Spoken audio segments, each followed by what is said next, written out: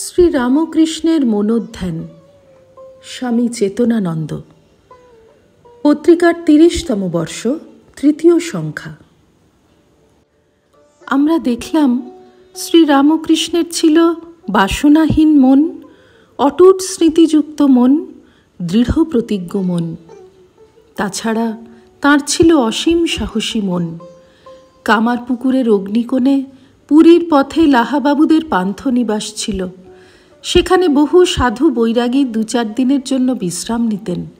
লোকে বলে এসব সাধু ছেলে ধরা, তাই অন্য ছেলেরা ভয়ে তাঁদের কাছে ঘেঁষত না। কিন্তু বালক গদাধর নির্ভয়ে তাঁদের সেবা করত, রান্নার কাঠ এনে দিত, খাওয়ার জল দিত। সাধুরা বালককে ভজন শেখাতেন, নিজেদের খাবার দিতেন। সাধনকালে ঠাকুর পঞ্চবটির জঙ্গলে গভীর রাতে মগ্ন হয়ে ধ্যান করতেন। কথিত সেখানে ভূত প্রেত আছে। হৃদয় তাঁকে তা থেকে বিরত হওয়ার জন্য ভয় দেখিয়ে ঢিল ছুঁড়ত। কিন্তু শ্রীরামকৃষ্ণ মোটেই ভ্রুক্ষেপ করেননি। কামারপুকুরে গেলে তিনি ভূতির খাল আর বুধুই মোড়লের শ্মশানে রাতে গিয়ে ধ্যান করতেন। গভীর রাতে রামেশ্বর তাঁর খোঁজে যেতেন আর চিৎকার করে ডাকতেন। তখন ঠাকুর দূর থেকে বলতেন, যাচ্ছি গো দাদা, তুমি এদিকে আর এগিয়ে এসো না, তাহলে এরা তোমার অপকার করবে। অর্থাৎ উপদেবতারা তোমার অপকার করবে। রঙ্গপ্রিয় মন। অনেকের ধারণা আধ্যাত্মিক মানুষ হতে গেলে গুরুগম্ভীর হতে হবে, কিন্তু ঠাকুর ছিলেন রসিক রাজ, আনন্দময় পুরুষ। অল্প বয়সে তিনি গ্রামের রামায়ণ মহাভারতের কথকদের অনুকরণ করে দেখাতেন কথক কিভাবে উচ্চাসনে বসে অহংকারে স্ফীত হয়ে বিসদৃশ্য অঙ্গভঙ্গি করে আর অদ্ভুত সুর করে লোককে শোনায়। তিনি নিজে প্রাণ খুলে হো হো করে হাসতেন এবং অপরকেও হাসাতেন। ঠাকুরের রসিকতার ওপর একখানা বই লেখা যেতে পারে। কথামৃতের পাতায় পাতায় রয়েছে হাস্য, সকলের হাস্য। ঠাকুরের আনন্দময় মনে হাসি লেগেই থাকত।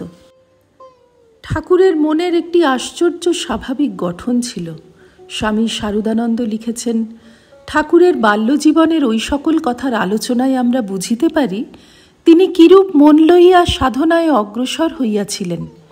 বুঝিতে পারি যে ঐরূপ মন যাহা ধরিবে তাহা করিবেই করিবে, যাহা শুনিবে তাহা কখনো ভুলিবে না, এবং অভীষ্ট লাভের পথে যাহা অন্তরায় বলিয়া বুঝিবে সবল হস্তে তাহা তৎক্ষণাৎ দূরে নিক্ষেপ করিবে। বুঝিতে পারি যে ঐরূপ হৃদয়ে ঈশ্বরের উপর, আপনার উপর এবং মানব সাধারণের অন্তর্নিহিত দেবপ্রকৃতির উপর দৃঢ় বিশ্বাস স্থাপন করিয়া সংসারের সকল কার্যে অগ্রসর হইবে।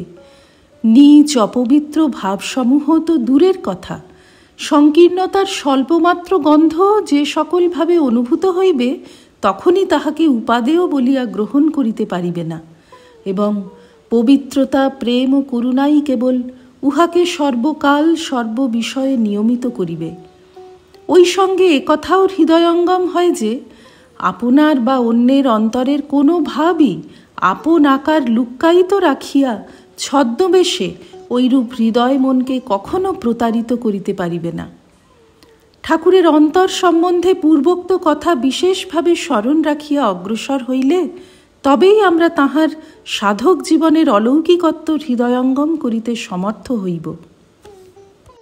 শ্রী রামকৃষ্ণার্পণমস্তু। নিবোধত আজকের পাঠ আপনার ফোনে রোজ পেতে চাইলে সাবস্ক্রাইব ও বেল আইকন দুটোই ক্লিক করুন। রামকৃষ্ণ ভাবধারা প্রচারের সঙ্গে থাকুন। এটি একটি ফ্রি চ্যানেল।